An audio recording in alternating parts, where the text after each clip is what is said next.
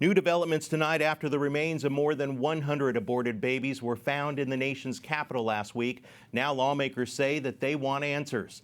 Lawmakers are joining in on the calls for an investigation if the abortions were performed illegally.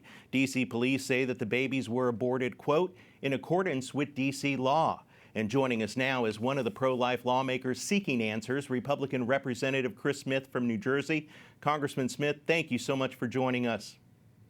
Eric, thank you so very much for bringing a focus to this grisly discovery. It certainly is grisly discovery, and I know that you were among one of the members in Congress who signed a letter to D.C.'s mayor and the chief of police. Tell us more about the letter and what you hopes will be done with this. Okay, Eric, there are two letters. The first one went to the mayor, asking that the coroner do the proper autopsy. 5 very large aborted unborn babies, no longer unborn, but babies, were found. And, you know, if we found 5 5-year-olds, the bodies of 5 5-year-olds, we would leave no stone unturned in trying to discover how it is that they died, and whether or not laws were broken. And of course, in this case, we have every reason to believe that a partial birth abortion was performed based on the way one of those children presented in terms of the skull and the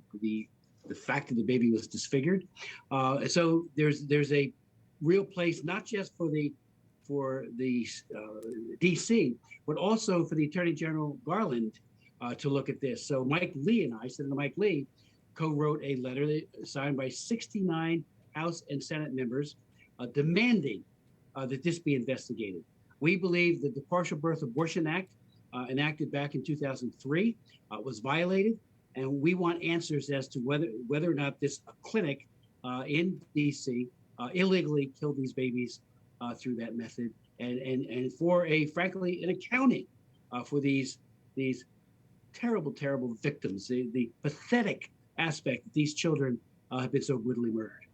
Switching gears now, Congressman, the Victims of Communism Memorial Fund just announced that a survivor of the Chinese concentration camp made it safely back to the United States. What more do you know about that?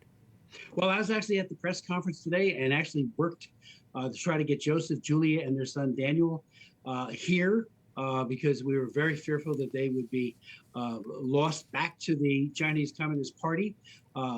Joseph had spent 10 months in one of the gulags in Xinjiang, documented the horrific tortures that he and others were experiencing, including the torture in what they call the chair, a hideous torture device that's used to break people, and at times it even kills them.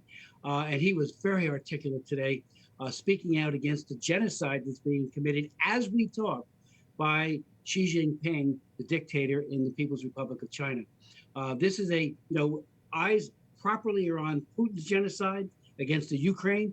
Well, we have a genocide that is ongoing, pervasive, and it is just the loss of life and the use of torture is everywhere in Xinjiang, where these people are being mostly Muslim Uyghurs. Turns out that Joseph and his wife and son are Christians, so they're being persecuted as well. My goodness. You know, on a different note, migrants from the southern border were transported to D.C. today. And can you tell us more about the situation over at the southern border? And is this a publicity stunt or might actually bring some change? I think it's an appeal. It's a great question because it's an appeal for some common sense on the part of the administration.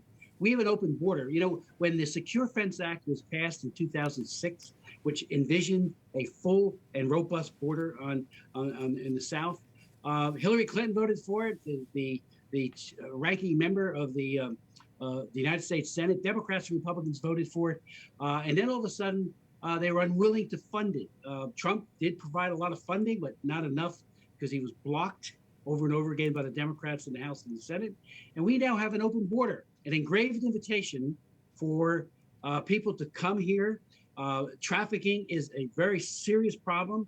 The transport and trafficking of fentanyl, which is killing so many people in this country, record numbers of people, is coming over that border.